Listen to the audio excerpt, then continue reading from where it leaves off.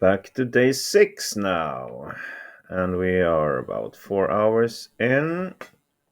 I had a good day change. I bumped up a bit more in my stats. We can have a look at them. 840 in material. So now over 800. I'm hoping to reach 900 today. I hope I will. 99 plus in food now. So this is getting more and more a source of income for me. I can sell grains, buy fish a little cheaper, and then keep the money that's that's left. Minus 158 in in energy. So that's still a little bit of a problem, but I've solved most of it because look at my numbers here, how much I have. I've been buying a lot. Let's have a look. My trades. I just managed to sell some expensive iron. I've been buying 1.4, doing some buying and selling, but mostly buying 1.4, 1.4, 1.4 in coal and also a little bit in gas. So I'm out of the trouble of balancing the energy. Now is the trouble of getting the oil production maximized. So it's already at the absolute maximum, as you see. Uh, so I'm gonna have a plan for that, and I actually do.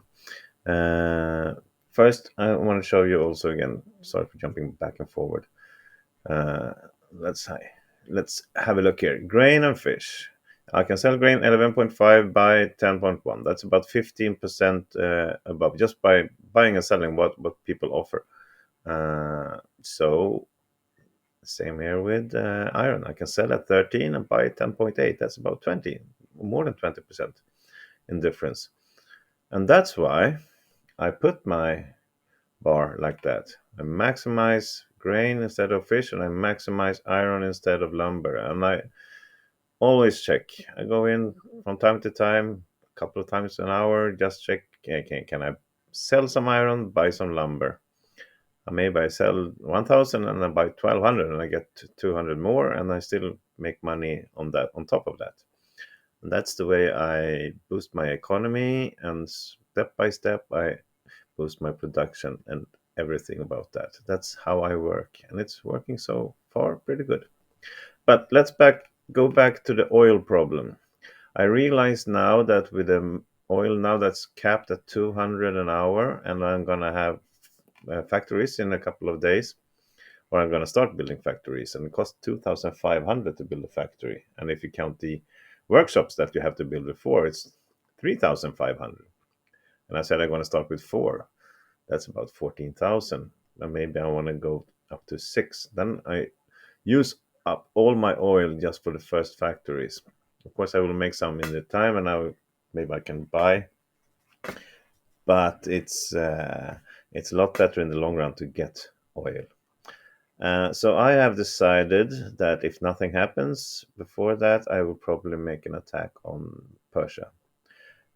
Persia and or Cuba's People's Republic, depending on how it goes between them in the war, because they're fighting back and forward, and this Petrovsk has got taken back by Cuban.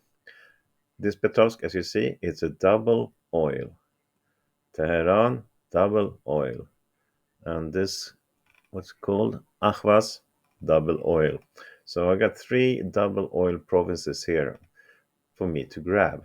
I'm going to let them wear themselves down a little bit more while I recruit and save up more infantry. I'm placing them up here.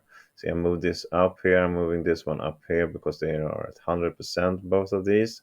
So I want to get these 11 guys. They are pretty low morale, as you see here. 111 hit points. It's just 50%. If I can keep them here for a couple of day changes, they might go up to 70%, 75, and be a lot stronger before I attack with them. So that's the plan now. I'm going to follow these guys, see what they do, keep my armies up here, wait for the railways, which are done in a day and a half, all of these. And if I have my bunch of guys here, I can send them down to Baghdad in like 2.5, 3 hours perhaps. and then I can all of a sudden have 50 guys here and just boom, boom, take over his capital. He will not see that coming for sure. Uh, and maybe I can just break him quick. That's the plan. Let's hope it works. And this, of course, is depending on not being attacked from on the other side. I know these guys are putting up some guys here, not that many, and I have enough. He's keeping sending his scout here back and forward to check me out. Uh, so I'll keep track on them, but they have to cross the water to attack me, and then I will just kill them when they disembark. So they're gonna have a lot of men to be able to do that. And also the railways will go all the way down in a couple of days. So even if I have my armies up here, when the railways are done, I can send them down here in like 5, 6 hours, perhaps. That's more than enough. And I see them leaving their shores. Then I can have those guys from up here, down here, welcome them at the shore when they arrive. And same here with Greece. I was thinking of attacking him for a long time, but I think it's very good to have him as a buffer zone to the other European coalition here. Probably they're going to attack him, but let them waste their men on that. I'm just gonna pretend my capital, Constantinople, and I've been having some small thoughts actually to move that capital to this side of the water because I'm not expanding on this side. But it's very, very early to move a capital already at day 6. But there's a small thought that I might be doing that later, move it back here. It depends. If I take all of this in the Middle East, then I will probably move it somewhere in the middle. A capital in the middle of your country, of course, makes everything more safe, and also it decreases the time from your capital out to your outer provinces, and this helps your morale to keep on a high level. So I would think about that, but start thinking a little bit in my head. We'll see if I act on that later on.